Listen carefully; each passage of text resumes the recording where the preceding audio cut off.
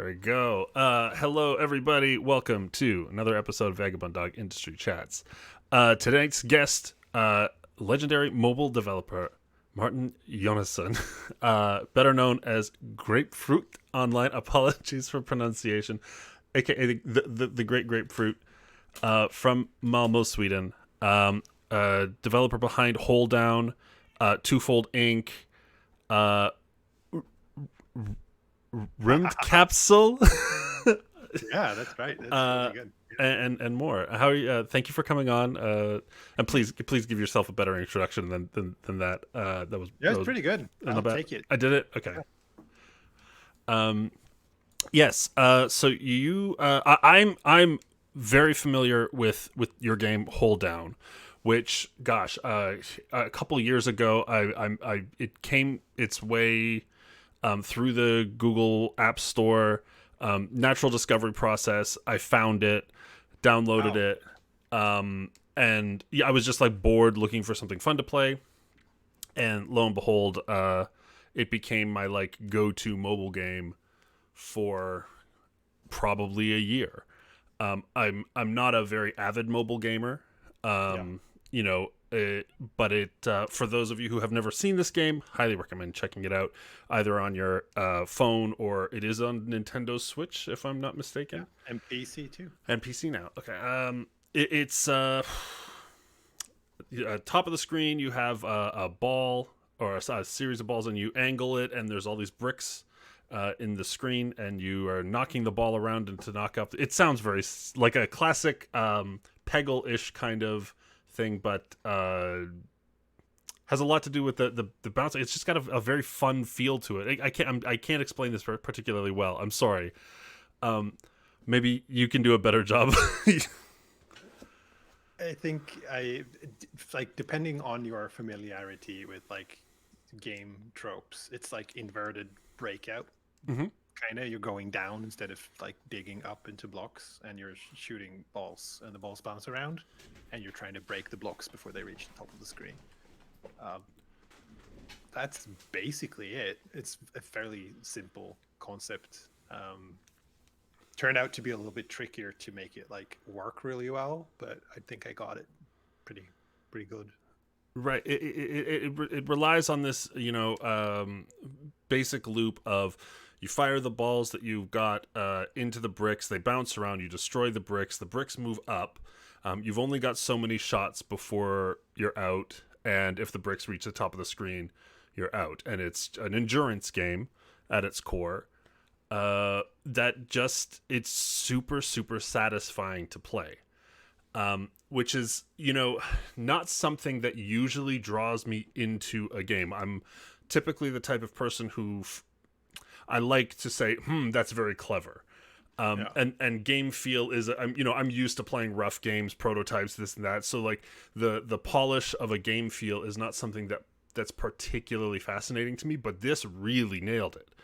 I guess, can you tell me like where did the process for the game start, and when did you realize that it needed to focus on that aspect?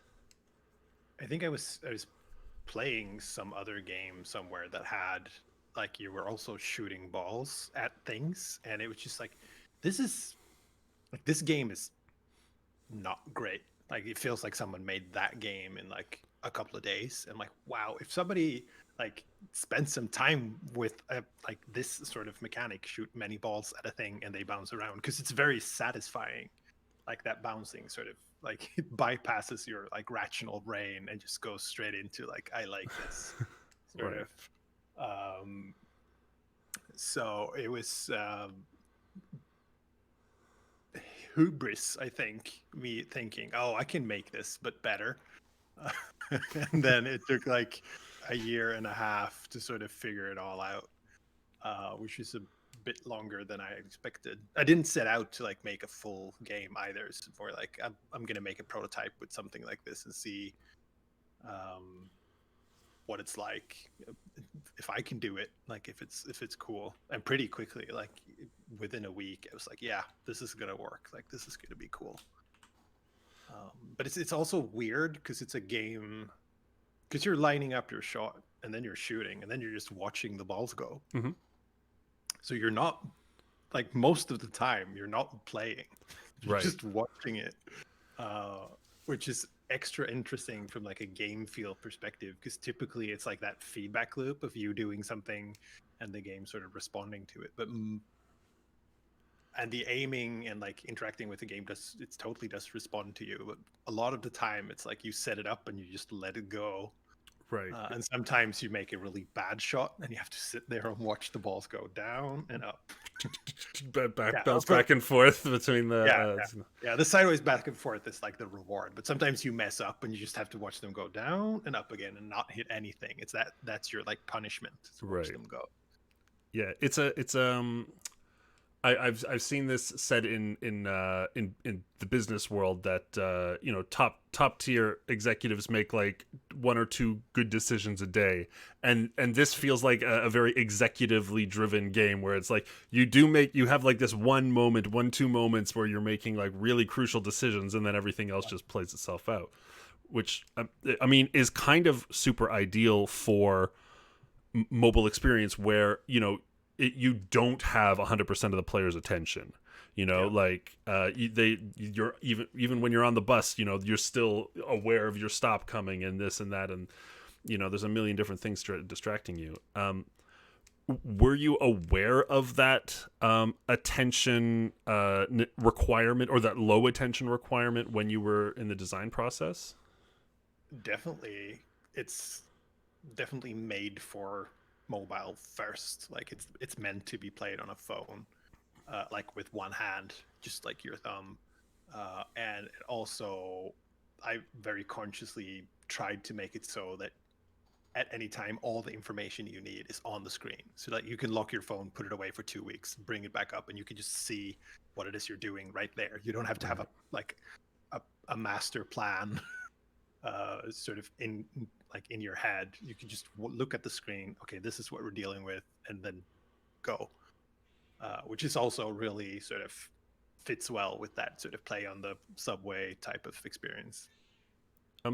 Did you? I mean, it feels super counterintuitive to me trying to design a game like that when my intuition tells me absorb them with engagement as much as possible, rather than make it comfortable to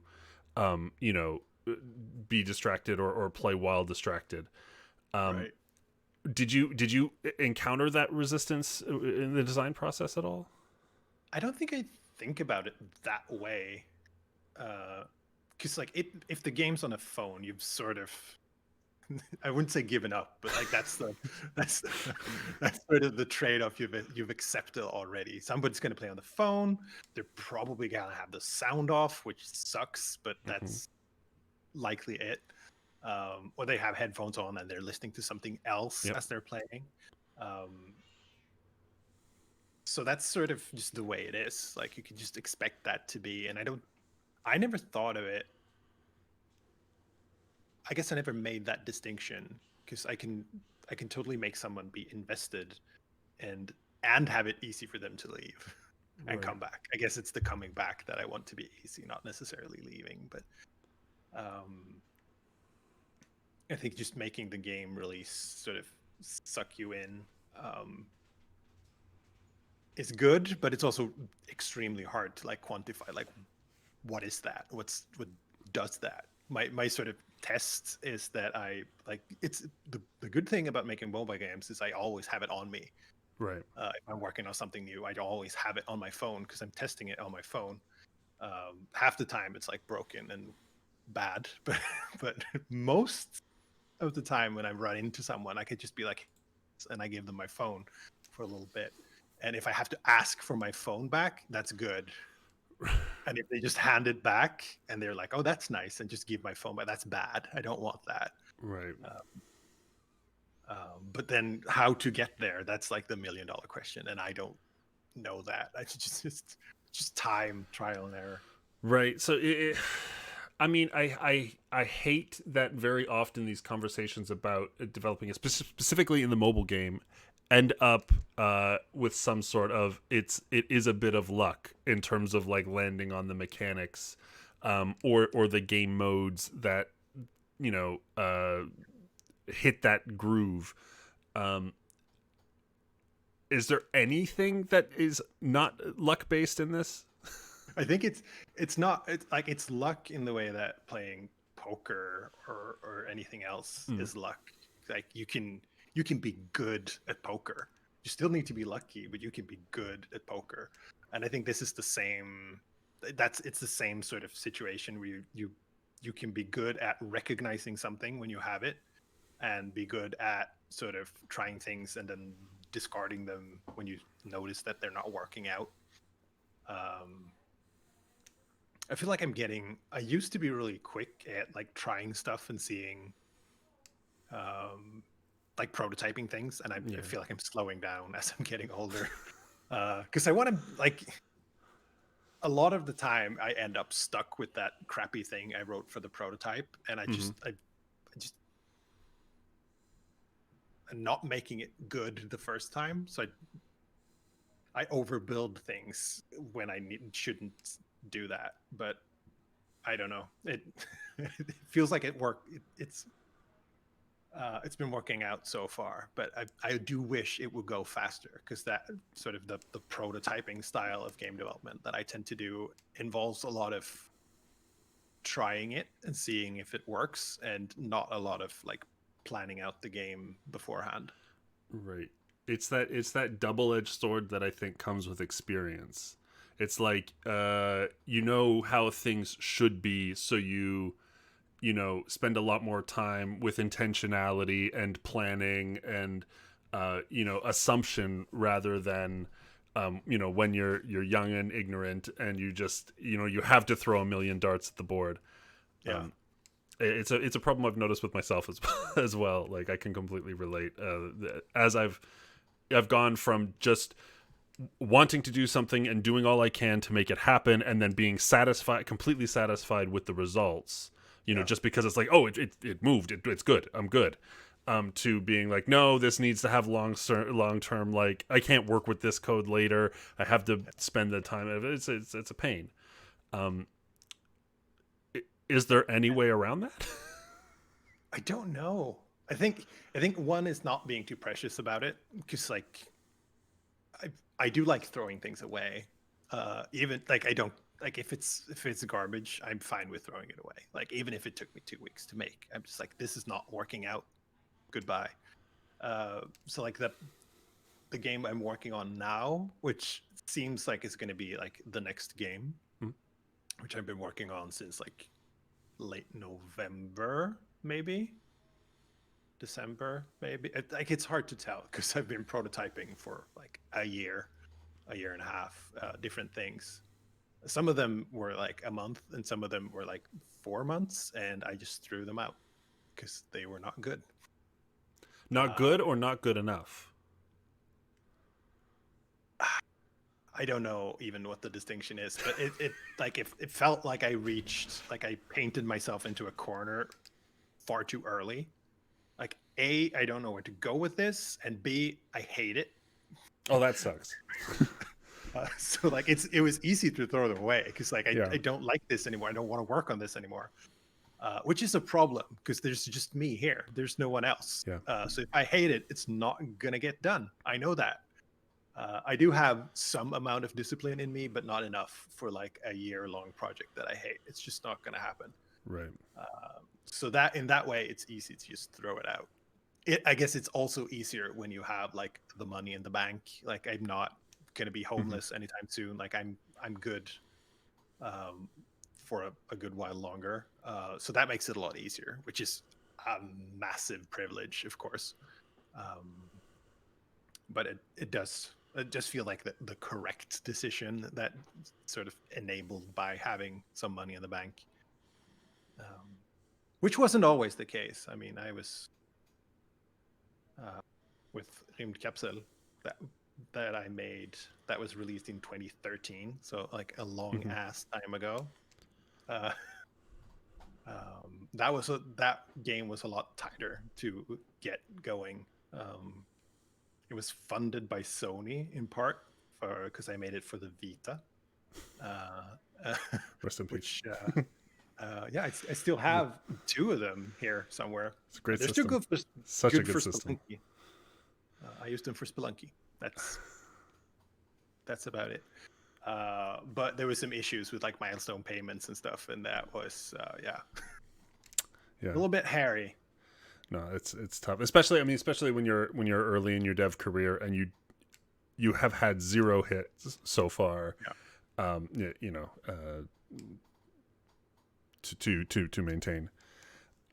Which actually, I mean, when it so I mean, obviously, I presume. Sorry, not obviously. I presume most of the stability has come from the success of Holedown. I haven't run the numbers in a while, but I think they're sort of equal. It's not a massive, like Holedown, TwoFold, and Capsule are, I think, about the same amount of revenue or whatever. Okay. Obviously, Capsule, it's been out for 7 years now, so it's had a longer. Right.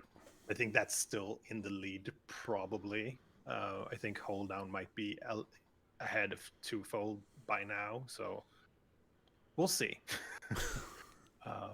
I don't like. Sometimes I run the numbers, but I don't do too often because it's just stressful. It will drive you crazy. Yeah, it's good enough. Like I have to look at it every day. Interesting. Or every month.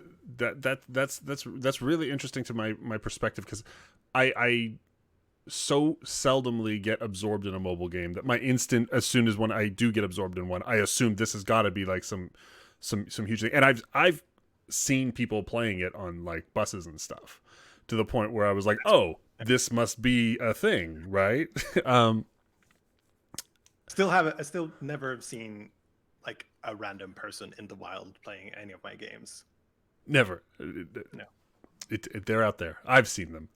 Yeah, 2020 hasn't been a good year for no, for it. They right. Granted, but that's another, actually. I mean, I seldom like to talk about 2020 in general, but I mean, being a mobile centric developer, like, how badly did that impact the situation, or did it help it? I mean, it's one of those things that we're really unclear on.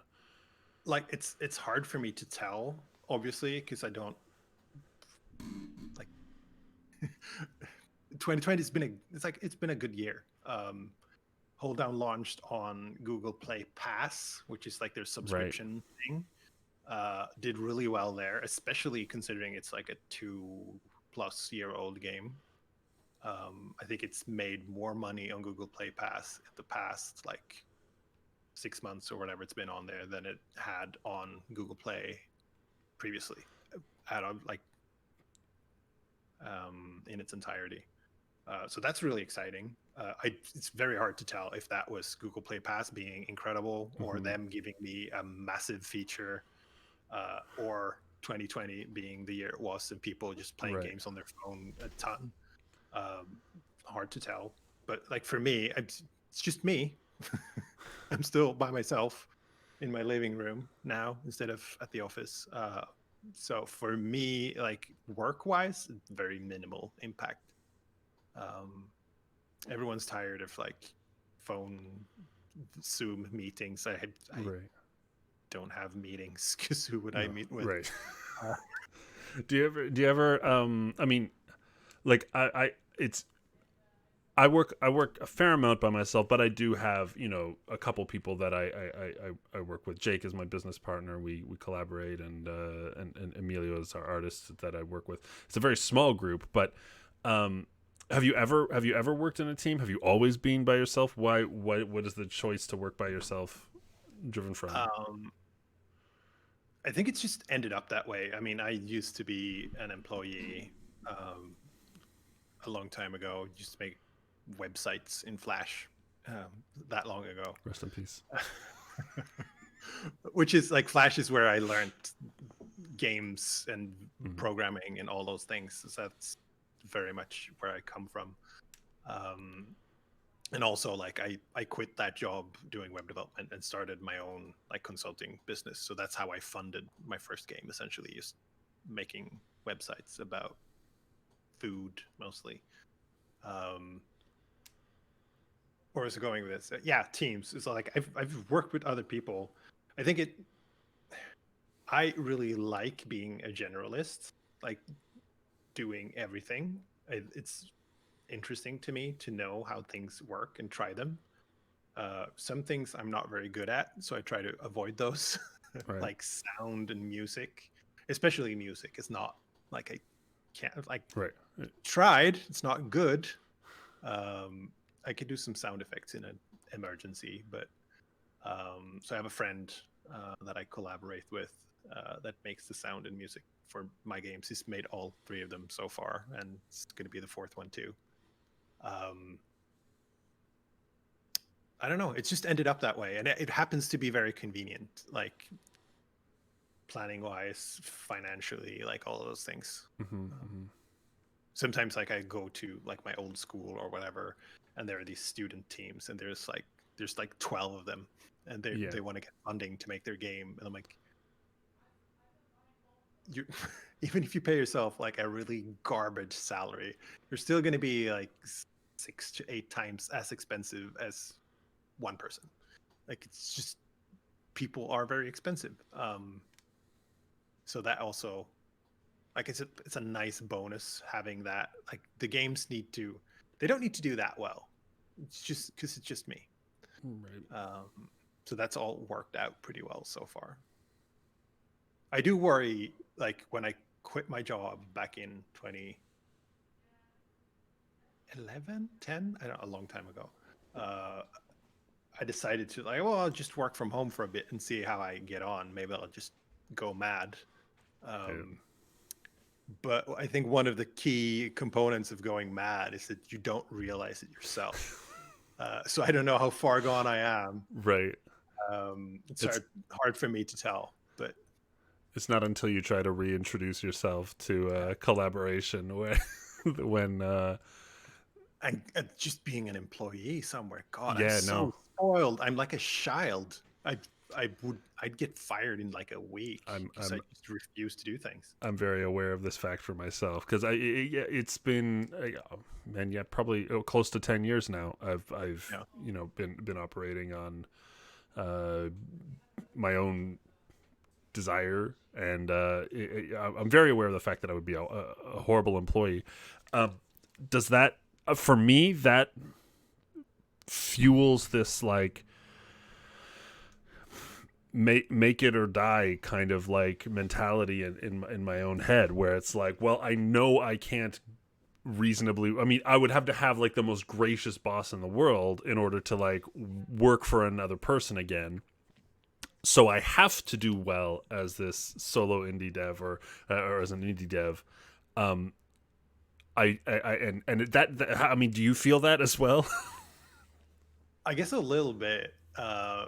It's also hard because like I'm 3 for 3, right? Rim Capsule did pretty well, TwoFold did pretty well, Holedown did pretty well. Yeah, we don't miss. We don't miss. Unexpected, of course. And you'd also think that like, oh, I did one that did pretty well. And for me, like doing pretty well is like paying back development time and then maybe a year more of time. Just to sort of set the bar. But you'd think after the first one, it'd be like, okay, well, I can do this. I could probably do it again. That's not what it feels like. It's like, it's terrifying every time. Like, are people going to care? And it's also like, I feel like I'm getting better at making video games, but so is everyone else, which sucks. So like, there's just more competition. Right. And all these like 16-year-olds who are super good at making video games. It's annoying. Damn those kids. Yeah, it's one of the other things that I've noticed for us being a small team is that, like, you know, there's some difference to be made up in building community and like managing, like, because you still have to manage all your own PR and outreach and exposure and all this stuff, and that, you know, on top of development, gets super tough. We barely manage it, being a two-person team. I'm curious how you manage it being a one-person team. So for Holedown, I actually hired a PR person for the launch Mm-hmm. because with Rim Capsule, it was so stressful. Oh my god. I almost like I got an ulcer almost because it was so stressful. Like I fucked up my stomach uh, permanently just over stress for launching this game. The mobile version was fine because that sort of took me by surprise. But then I think I was at PAX Mm-hmm. showing the game, like a last minute thing. Like there was room in some booth somewhere, so like I just go to PAX. That'll be fun. Yep. Um, and there were people from Steam there, and I was like, I guess I'll try to get on. This was before Greenlight was Yeah, really yeah, a yeah. thing. So it's like I guess I'll talk to them, see if I can get on Steam. It's worth a try. Uh, and she got sick or something. This person I was going to talk to, so we ended up doing it on email. And I wrote this like introduction email. It's a tough email to write. It took me a Mm-hmm. couple of hours. It's like 4 paragraphs. Hello. uh, and she's like, "Oh, cool! I've played that. That game's great. What's your Steam ID?" And I'm like, "It's Grapefrukt." And she's like, "Okay, cool." I'm like, "Wait, what?" And Yeah. that's how I got on Steam. That was it. That's how I got the Steam. And that sort of, well, I guess I'm doing a PC release now because I got on Steam. And then I had some tech issues like a week. Like I just sent out codes for streamers and stuff. Uh, and the game was crashing. The game was crashing after like 2 hours, which is just the worst. Um, so I just sat up for like 2 days straight trying to fix it. Plus everything else at the same time. And like the launch was like everything's ready to go. It's just the game is crashing after 2 hours. Of course. Uh, it had autosave, so it wasn't a huge deal, but like it would sort of break down slowly and then crash. Turns out it was leaking memory slowly, but it was leaking memory as it was playing music in the background. But that took me like 2.5 days of like frantic, I don't know what's going wrong Yeah, it's one of type those. of It's one thing. of those problems that's like really hard to test too because you need to put the 2 hours in per Yeah. iteration, right? And I didn't notice because like I had like 8 gigs of RAM or whatever in my computer, Right. so like it wasn't a problem. But the people who had 2 gigs of RAM in their computer, they had a problem much faster, and they had these crappy graphics cards. So at first it seemed like it was the graphics cards. So it's like this whole wild goose chase the wrong direction. But that was extremely stressful. It all worked out in the end. It's all fine. And then for TwoFold, I just didn't get around to it in time. But for Hold, I'm like, this is the third time. I'm gonna set this up 6 months in advance. I'm gonna Right. like do it properly. Uh, and that was a much smoother launch. I think I could have managed without it, but it's been a great sort of security thing to have. Like there's another person who's already up and running that I can just move more work to if I Mm-hmm. need to. Um, it also costs money, but I feel like Right. it's been worth it.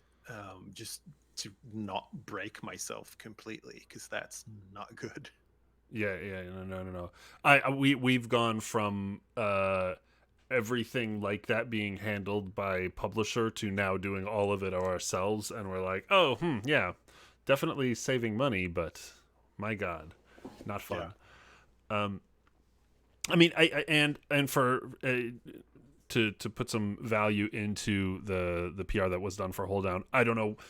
And again, maybe you have some insight into this, but like, do you know how that game reached me naturally through the algorithm? Like, uh, I I don't know. like, That's I guess this is true for all games all the time on every platform because you're so incredibly beholden to like the platform mhm. holders. Um, yeah, on all of them. Like on Google Play, before they didn't even do launch features, like it was not a thing on Google Play.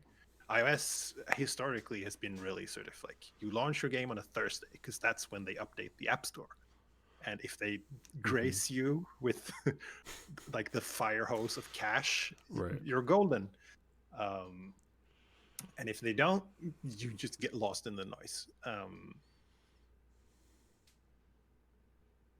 That's changing a little bit because Apple's gone kind of away from like the one big feature. Like that's been, I mean, a couple of years ago since they sort of switched around the App Store. So now it's much more like a feed thing. So there's more features, but smaller features. So it's such a it's such a scary lottery type of thing because you have no idea what they're up to. Like with Apple, like they'll request you get this like formal like, oh, we would like a screenshot in high resolution and layers. I'm like, do you know a screenshot works? Like it's not in layers. I have to make those. And usually it's like 4 days or 3 days notice. So like you got to pull that out real quick. But it's also like they're holding the fire hose of money like behind their back. Like, you want it, so you better do it because, yeah. Google Play, I don't know. It's hard to tell too when you're featured on Google Play because it's like I don't know how it works. It's such a mystery, and it keeps changing too. So it's like there's not that much point in relearning it. You just throw your hands up to the whims of the opaque algorithm and hope for the best. A little bit, yeah, and try to find a human to talk to is challenging at times. But it, like by now, I have enough sort of track record that I can usually get someone like on email at least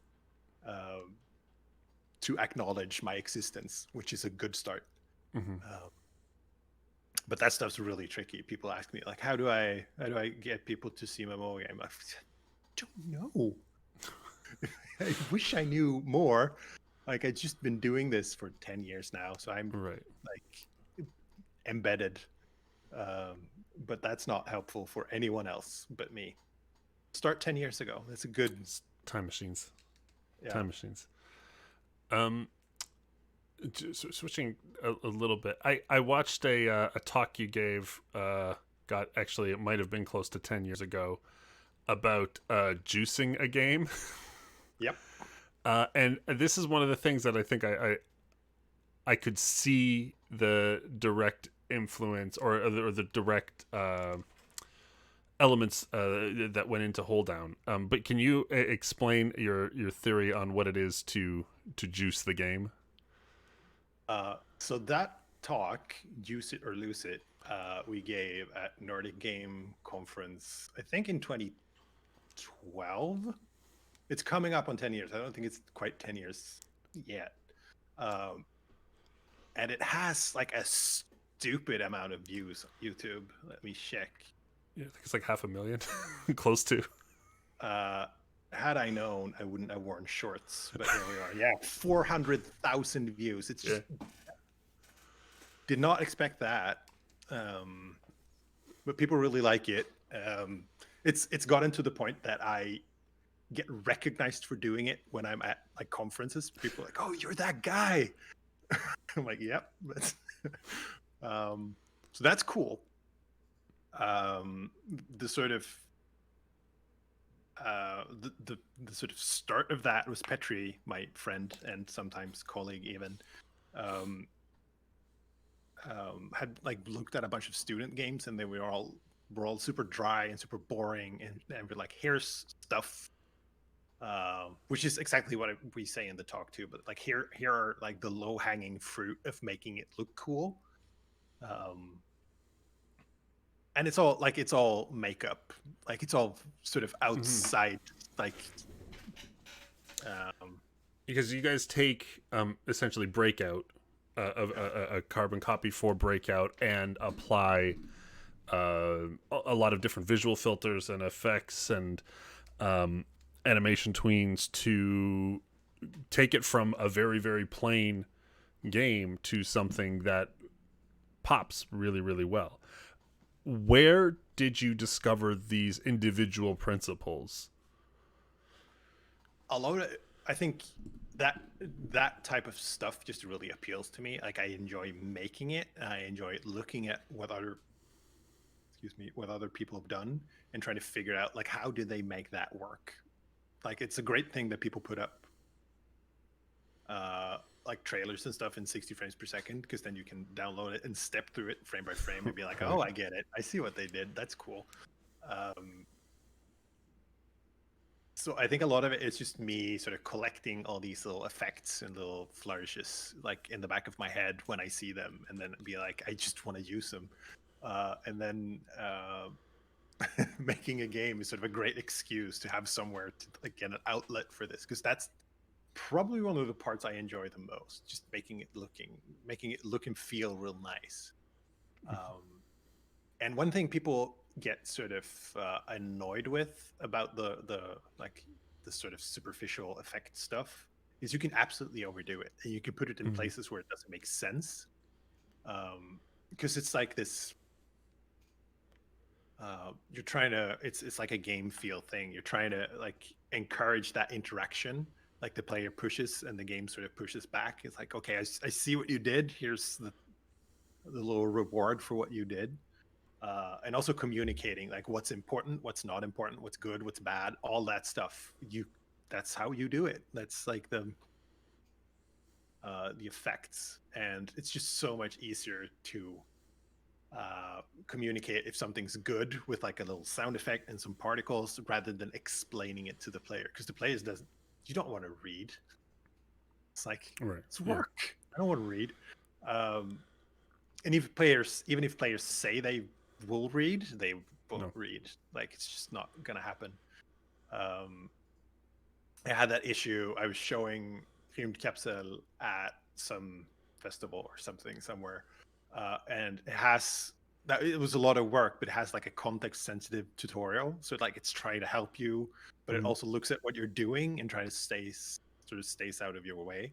But like if you haven't built, like it's a strategy type of game. So like if you haven't built a specific room that you're going to need soon, it will be like, oh, hey, maybe you should do this.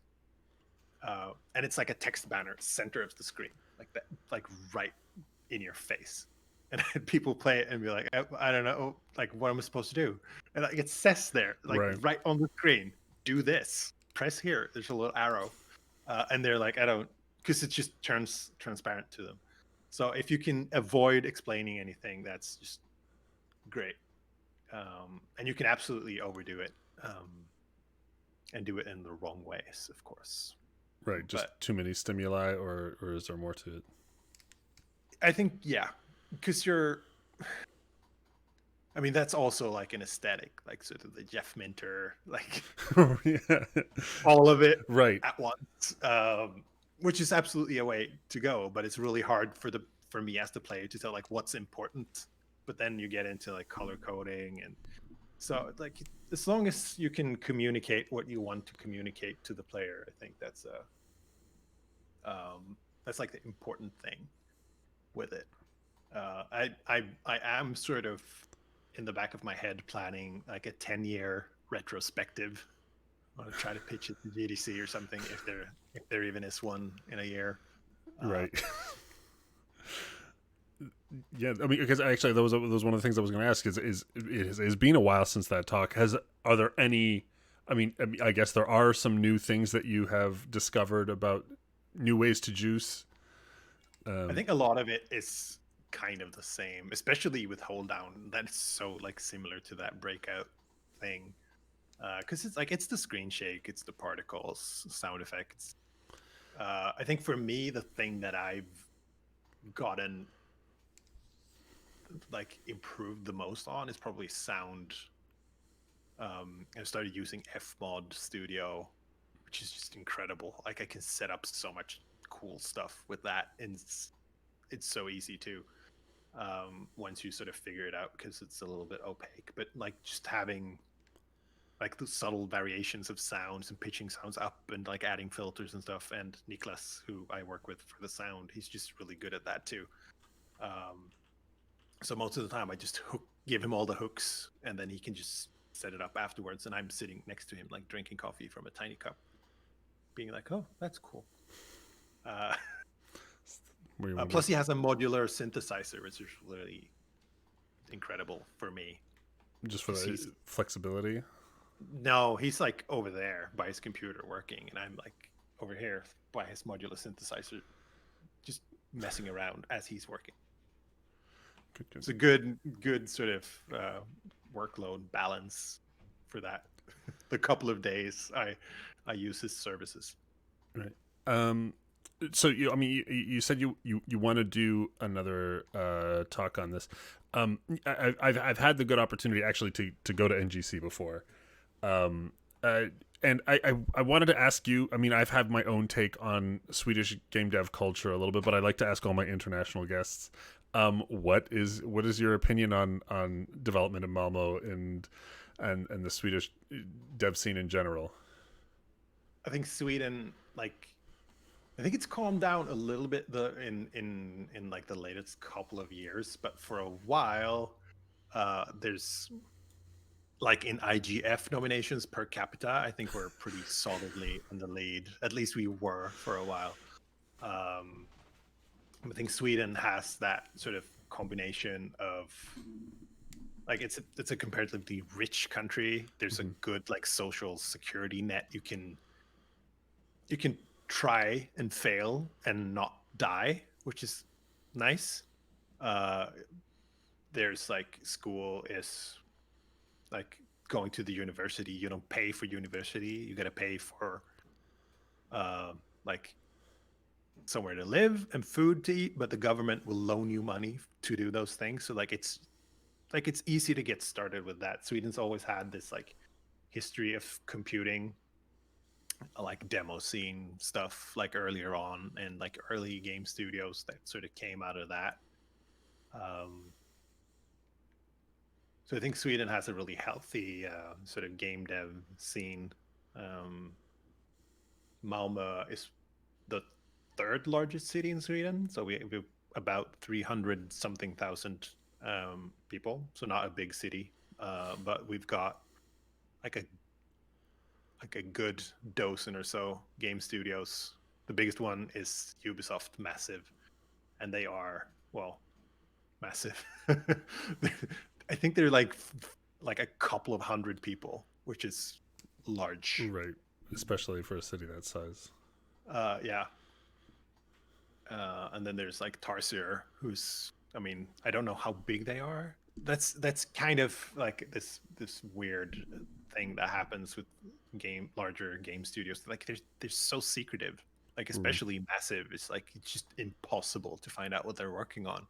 Right. You're sooner read it in the newspaper than you get it from anyone who works there. But it's cool. Like it's really great having all these people and like social events and stuff, and just having like other indies in the same town too is super helpful. I got Simogo here and like some other people. I could just be like, "Oh, do you have such and such iPad for testing?" And they're like, "Yep, we got a stack of them here in some cupboard, right. Like a 6-year-old iPad." So that's very convenient too. Yeah, it is one of the things I've noticed is that there is a lot of small team and solo devs where rather than a lot of Toronto has where I'm from, there's a lot of small companies, that try to get to that 5, 10, 13 person range, and there's definitely that exists in Sweden, but I noticed just a substantial number more small individuals. But at the same time, and this is an interesting comparison with your world, is you guys also have King, which is an interesting proximity to you, being a mobile hit and a Swedish company. How does that sort of juggernaut fit into the scene? I think you do see some King people at events sometimes, but they're kind of parallel a little bit because it's such a different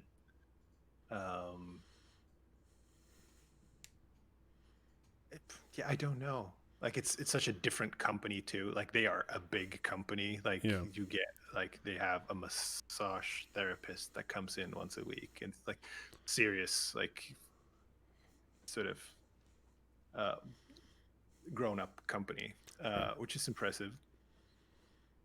They have a like King is such a weird company too. Like they used to be more about gambling, so they're really not originally not based in Sweden. They're based in Malta, I think, which is where all the EU gambling companies are because of reasons, I think. Right. I don't know if they've gone back to Sweden. It's they are a rare beast, King. Um, but that's also like it's cool to have them in Sweden. And I think Swedish sort of policymakers and politicians are sort of realizing a little bit that we can. It's a thing that happens in Sweden. Having Mojang, not in Right. Malmö, but in Stockholm, like Minecraft makers, definitely helps too. There's like the Swedish sort of game development umbrella organization puts out a paper every year um, with like statistics and stuff. And for a couple of years, like Mojang was like 40% of the Swedish game industry. There was just them Right. because Minecraft is just on fire. Still, I think it probably still is, yeah. it is. Um, which is ridiculous. I would have thought that every person on the planet had like a couple of copies of Minecraft at this point, but apparently not. I mean, you can always buy more. That is true.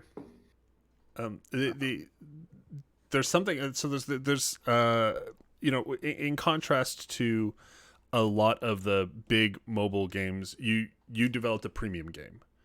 Yeah. It's correct me if I'm wrong, but there are no microtransactions in it. It's a one and done. I felt a very good value. Um, there's often a lot. Did you personally feel a resistance to those kind of models when you were building the game? Because I noticed it is relatively a common resistance in indies.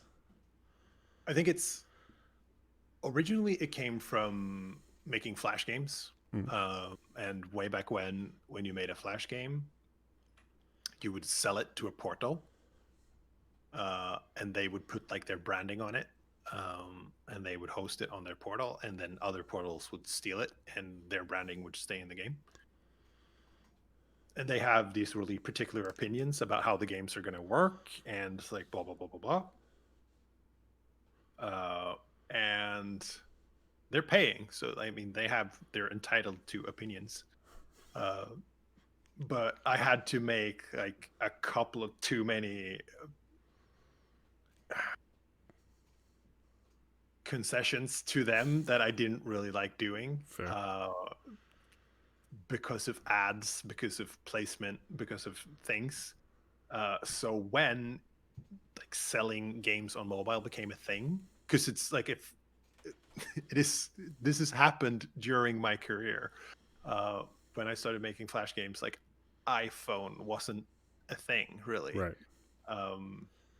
Well, it was, but like making games for it was sort of like that hadn't really happened yet. So being able to sell my game to someone who was going to play it was like, oh my god, it's rad. I don't have to do all these stupid things they're asking of me. I can do my own stupid things, and just be my own boss and make my own mistakes. So that was really exciting back in 2013. And I think after that, I know free to play has its own sort of thing, because you're making like it's hard because the game can't be too pleasant to play without paying, because that's the whole idea. You need people to play it. Well, actually, you don't strictly need people to play it because people will pirate my games and I don't get any money. And that's okay. I mean, sure, I'd rather you pay, but it's not help you. It's a whole $3, but like, man. yeah, I know. I think the way I explain it to myself is the majority of people who pirate games either weren't going to pay out of principle, like they're just not going to pay for this, which is annoying, but sure. Or they can't pay, like their kids, they don't have a credit card, they're in a country where that's not possible or anything. Like if any of that's the case, go right ahead. Like it doesn't cost me anything. But being able to sell premium games has always been sort of like I can call my own shots. I can make the nicest game possible. Like once you're in the game, you're my guests. We get to have a good time. There's no problems. Right. It's just like a nice time for everyone. We've got that sort of money thing out of the way in the entrance. Now we're all friends in here. That type of experience has been. I think that's really valuable. It's perhaps becoming less viable because there's just so much good stuff that's free or very cheap. But I also don't need to sell that many. This is a discussion I've had in the past with places where they're like, oh, we'll give your game away for free. You get so many players. I'm like, that's support work for me. That's going to cost me money because all these people are going to find new bugs and they're going to email me and I'm going to have to like help them fix it. Which is fine if you like, there's some like, I can make some money off these people, but if it's just giving it away for free, it's tricky because you're, it's either like 10,000 players paying like $3 a piece or 300,000 players paying like I don't know a couple of cents, or like 30 million players. So it's just a different sort of economic situation. So I think I'm gonna stay premium if I can. I mean, I reserve the right to change my mind, but I'd much rather have it be like pay. Is there anything from the freemium microtransaction world in terms of game design they use that you would like to you learn from or steal from in terms of like I think design? It's like people really like shitting on free to play games because it's like it's annoying. Like it's made to be annoying. That's the point. Like it's supposed to be nice enough that you stay, but annoying enough that you'll pay to do it, which is fine. That's the way it's supposed to be. But it's like it's hard. It's really hard to do well. And some games really manage to do it, and some games really don't manage to do it. I was playing some. It's like you're running a golf course. It's like this idle game. I can't remember its name right now, but I had to uninstall it because playing it too much. And it's basically a game about watching ads. It's like it's got these like incentivized ads. You're like, oh, watch this and you get double the money. It's an idle game, so I'm not playing it anyway. It's just like on my desk next to me. So I just watch an ad, 12 seconds. So they made a game about watching ads, which is I'm genuinely impressed they made it work because it's actual ads. I bet I mean, it's ads, so they're not making that much money off of like showing a single ad, but I'm impressed how many of those little 12-second ads I would just like, yeah, sure, whatever, just watch another ad. So it's definitely possible to do well, but I'd rather not sort of design with that type of stuff in mind, especially because I do want to bring the games to other platforms if they do well, and I don't think like incentivized video ads on Steam will get you any friends. No. I don't even know. Is it possible to do on Steam? I don't. I bet you there's like an SDK that'll do that.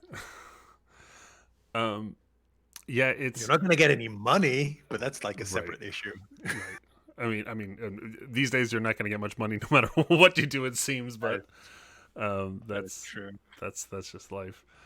I really appreciate the depth that we've been able to go in on Holedown. But having not played your other games, I am very curious about them now. Yeah, they are not the same. I've gathered that from the screenshots. Yeah. But what can you tell us about TwoFold and Room Capsule? So Rimkapsel is, yeah, it's 7 years old at this point, and you can kind of tell. I did sort of a release on mobile, updated some stuff to like make it work better, but it's the same game. You're building a space station with Tetris pieces, and there are a number of different rooms. There's like 6 rooms that you can build, and you're getting attacked by these little space worms or whatever. So you got to defend yourself. But it's sort of a minimalist RTS. People have called it hipster StarCraft, and they're not wrong. Hipster StarCraft. But you don't have any direct. You have these little minions that are walking around on the space station. These little white squares. And you don't have any direct control over them. You can just tell them like, oh, I want 4 people doing this, 3 people doing this. So it's made to be played on a touchscreen. And it's pretty cool for like 2 hours. And then you're pretty done with it. But it's a good 2 hours. It's like I didn't intend for it at the time, but it's like the airplane game. It's Good airplane perfect game. when you like, and it's kind of slow and sort of soothing, and the music's kind of sleepy. I have enough distance between myself and that game now that I even play it on airplanes sometimes. But it took a good couple of years before I could like relax and play that game. TwoFold is sort of more traditional puzzler, like abstract grid-based thing. If you've played, actually, well, I can just explain how it works. Like you have this colored grid. I think it's like 7x5 or whatever, and you can scroll the grid. So like every row and column, you can like move them sideways. It's like a Rubik's cube type situation. And you move them around so that you get areas of color that are adjacent to each other. And then you need to swipe them away in one continuous path. So if there's like a T shape, you can't do it because Gotcha. the T sort of makes you... and you can make really big shapes, but also making really big shapes is kind of dangerous because it's really easy to get it into like this non-solvable type of state. So then you might need to cut them off and stuff like that. It's pretty cool. Happy with it. It took a really long time. Like pretty quickly, I figured out like, hey, this is a cool mechanic. I want to do something with this. But going from having it working like 90% to have it work 100%, that was grueling. It took like a year and a half of trying to figure out, and just making the tutorial took like 6 months to be like, okay, this is how I explain this game. I mean, it's important for a puzzler. It is important for a puzzler, and one thing I didn't realize, because I was like, okay, what do like match? I was playing some match 3 game. It's like, this is really dry and boring. I feel like I could make a better one. Again, stupid hubris. But like, I want to try, see if I can do it. It's like all these puzzle games have gravity. That seems... I don't want to have gravity. I'm gonna make my own thing. It turns out there's a really good reason to have gravity. Like you remove the tiles and stuff falls down because you can like refresh the playfield in a good way. So you get new tiles in there. I didn't want to have gravity.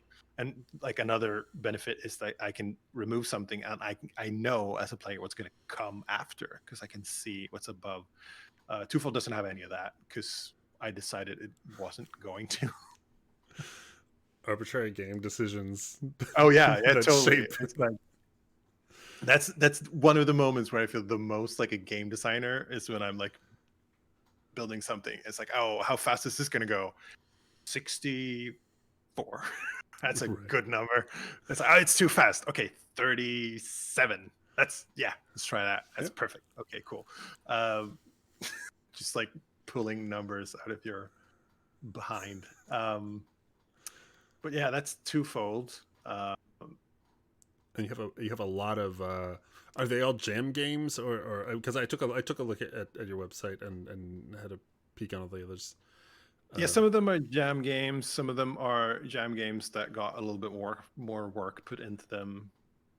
One that tends to come back, not necessarily to haunt me, but because people think it's really funny, is a game I made with Petri. Uh, yes, in the Use It or Lose It talk, who now has made Noita, which I'm sure you've seen. I'm familiar. The falling sand physics game together with a couple of other Finns. We made a game called Jesus versus Dinosaurs, which is a game jam game that we showed at a couple of festivals, and we sort of explored putting it on consoles for a little bit. That didn't pan out, but that was what got me the contact at Sony. That got me the Rymdkapsel deal later. Of all things. But yeah, it's a lot of semi and actually crappy games in my past. A little bit sad about the whole flash situation, that you can't play a lot of those anymore. Did you do any preservation for them, or? I mean, I have all the stuff, and I could make like flash projectors or whatever, so you can play them on a Windows computer. Which I might do someday if I'm sufficiently bored or have something else I should avoid doing. Right. That might still happen. It'd be really fun to put out like mobile versions of them, but it's just so much work. Right. Because I'd have to like remake them entirely, and I don't want to do that. Because a lot of them rely really heavily on like very flash stuff that would be complicated to make any other way. Plus, I don't know if I can like convince anyone to buy like a 12-year-old flash game now. I would like it, but right. I mean, Hubris says that's enough. Yeah. I've been also peeking through your Twitter recently, and I've gotten glimpses of something, UI elements and bits and pieces. What can you tell us anything about what's coming? This is also a thing I tweeted probably a couple of weeks now, but like I'm surprised at my own ability to not leak my own game, because I really want to do it. I really want to just post pictures all the time of what I'm doing, but for some reason I have enough discipline to be like, no, you can't do it yet, because I don't know if this is going to take 6 more months or a year or 2 years. Hope not. So like I'm trying to have a plan. Be like, it also like it's so small still. I don't have all the screenshots would look the same because it's not that much of it.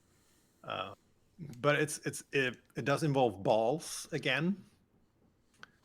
Just like Holedown, white balls bouncing around again, but it's not Holedown 2 for sure. Wink. It is not. Right.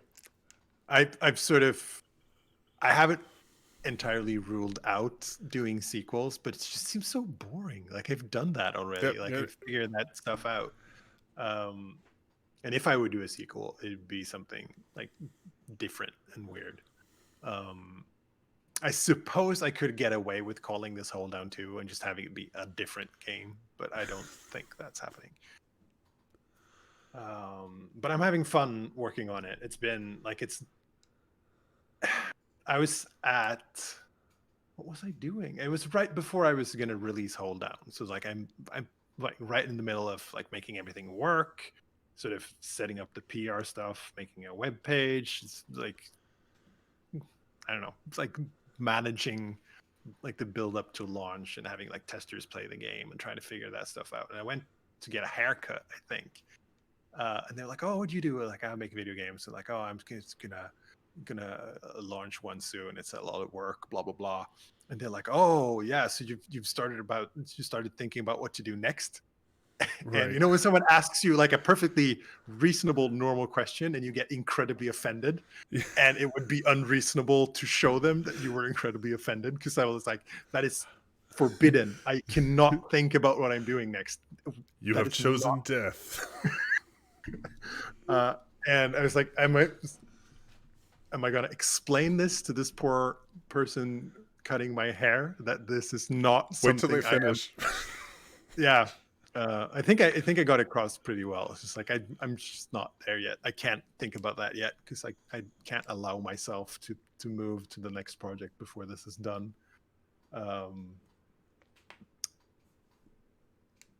but yeah, now, having been prototyping for like a year and a half, or I don't, because I try to not think about it too much for how long I've been trying to figure out what it is I'm making, because it gets really depressing really fast.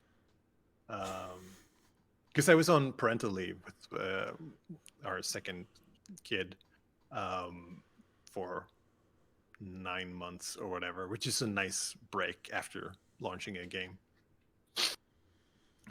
Then I came back and did a Switch port for Holedown, and then it's like, okay, I'm gonna make the next thing, and then it's just another year to be like, okay, not this, apparently not this one either. And it's really frustrating, because I'm like hyped to like dig into something and start making something and making like permanent things, to be like, okay.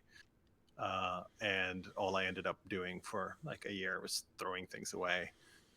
So it feels good now to have like some semblance of a project to put time into. And you like it. I do like it still. It has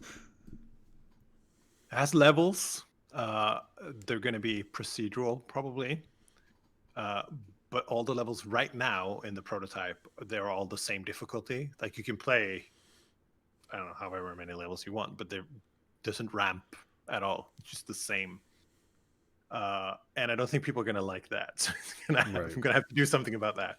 And I've been sort of kicking that ball down the road for a couple of weeks now. I've been like sweeping and preparing so I can do it, and like changing around the code so it's ready to do. And whenever I get to doing it, it's like, oh, maybe I'm just going to re-release my old Flash games or something.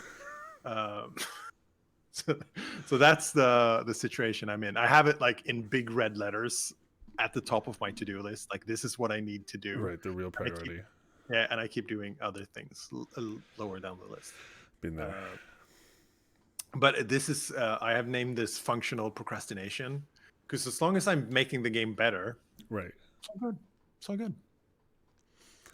It is strange to have it, because it looks nice, because I like doing that. So that's when I can't deal with the big questions. I'll just make a shader, make it look nice. Juice it. Yeah, kind of, because it's like I can do that in 30 minutes, like a one little thing. And it's not like I need to sit down with like a notebook and think it through. I just do it. Yeah, and it's also very immediately gratifying to see those changes implemented. And usually I'm kind of careful not doing that too soon, because it's just like it's sort of like the game needs to work without it. And I just like doing it so much. I could just do that all day and never have the game work. Like, it look nice. It would look like it's fun, but it's actually not fun, because it's Right. missing a bunch of parts. And it's really, so if I just let myself go, I will immediately end up in that situation, which is where I'm headed right now if I don't deal with this level generation pretty soon. I'll get there. It just takes a while. I think it's also, in part, it's this sort of, I'm trying to figure out the best way to do it, which Right. it's impossible, I think, because I just need to try something.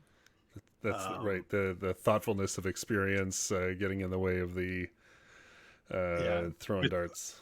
With Hold Down, I had, for the longest time, I had this sort of Dark Souls type of like push your luck thing, where like you gather resources and you get to these checkpoints where it'd be like, oh, do you wanna save your diamonds or whatever, go back to the surface and like go to the store maybe, or risk losing it if you keep going. And I built it all out after doing the same thing, like putting it off for like a month or 2 months to be like, oh, this is going to be a good solution. I'm not going to do it right now. And I built it, and it sucked. It's so bad because it was like, do you want to keep going or do you want to go back to this? I keep going. I always want to keep going. Why would I stop? And even to myself, like I know what the benefits were. I'm trying to incentivize it, like, oh, you get double money, blah blah blah. You'll, and I would always just keep going because why wouldn't I keep going? So that was not very fun, having to like rethink that whole thing with Holedown, and that's kind of when the store came into Holedown at all, or in a bigger way, and the shot limit and all that stuff. Which worked out in the end. It's just like it took a long time to get there. That's development. Yeah. I think it was. It must have been Terry Kavanaugh that was on like the Eggplant Spelunky whatever podcast, and he also talked about this because I think he and I use this kind of similar development style, build it, see if it works type of thing, and when it works, and when it doesn't work, it just takes a very long time. And trying to build, I don't know. I don't know if it's a particularly good process, but it's my process, and it's too late to change it now, I think. I mean, it's worked thus far. Yeah. I assume there's very little complaints on your side. Once it's done, it's fine. Like this whole like agony of trying to work it and working it out, and like iteratively figuring something out. And people are like, "Oh, Martin, your new game, when's it going to be done?" It's like, I don't know. I do not know. I can't. I mean, I could tell you like December, but that would be lying because I don't know. Because I don't know what it is yet. I'm figuring it out as I'm building it, which is also a thing I couldn't really do if there was more people. Like if I had actual employees, that would be very stressful for everyone, I think.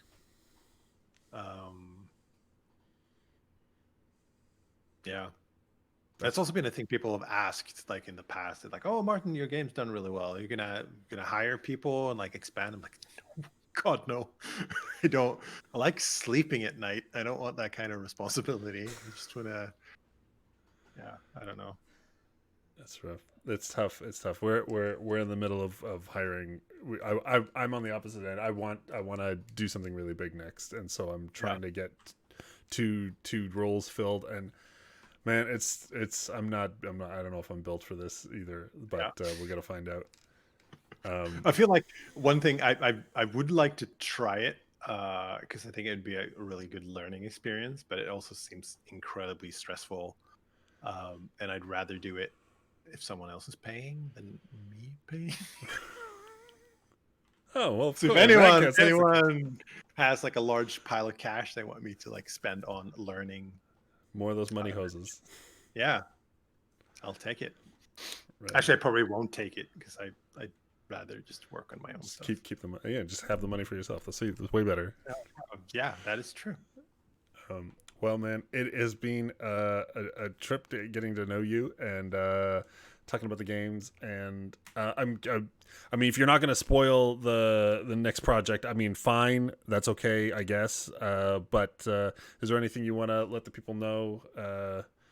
Tell them where to go. Tell them what to buy. Tell them what to play. I don't know. You can it's the 24th today. Tomorrow, Steam is running a sale. It's like their remote play together sale, thing. Yeah. Holedown's gonna be half off, and you can remote play with your friends, co-op. I did not know it had co-op. It has co-op on PC? Yep. Okay, I'm in. And it's drop in, drop out. So you could just like add a friend in and play with them for a little bit, and they can just drop out, and you can keep going without them. Sweet. I'm sold. I'm done. I'm in. All right. But yeah, tomorrow on the 25th, it's half off. I think it's half. It's actually today. It's actually right now. Right. As they're watching. Sorry. Yeah. Internet time. zones. Yeah. Time zones. That's the issue. Other than that, just spend your money on yourself. Don't give them to me. Good salesman. Yeah. All right. Well, gang, thanks for tuning in. I'll catch you guys later. Martin, thanks again for coming in. This was a lot of fun. We'll see you all later.